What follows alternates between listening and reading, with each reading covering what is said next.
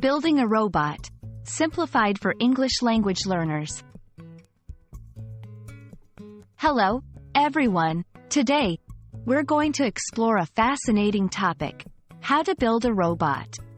This is not just about the physical construction of a robot but also understanding the phrase in the English language. So, let's dive in and make learning fun. First, let's break down the phrase, build a robot. To build means to construct or make something, usually from different parts. And a robot is a machine designed to perform tasks, often automatically. So, when we say, build a robot, we're talking about creating a machine from various components. In its most literal sense, building a robot involves engineering and technological skills.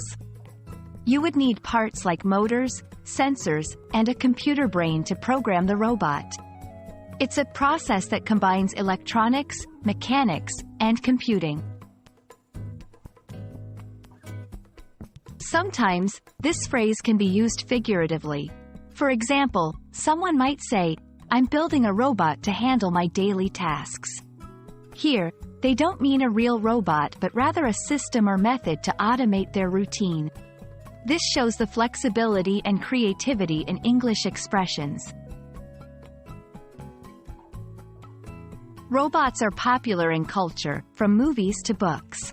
When people hear, build a robot, they might think of famous robots like those in science fiction.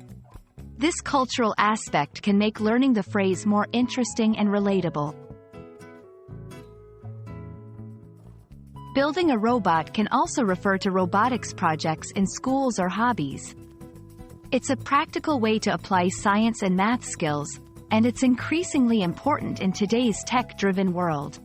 So, learning this phrase can be a step into a broader world of science and technology. That's it for our journey into the world of robots and English phrases. I hope you found this exploration both educational and entertaining. Keep practicing your English, and maybe one day, you'll build your own robot, literally or figuratively. See you in the next video.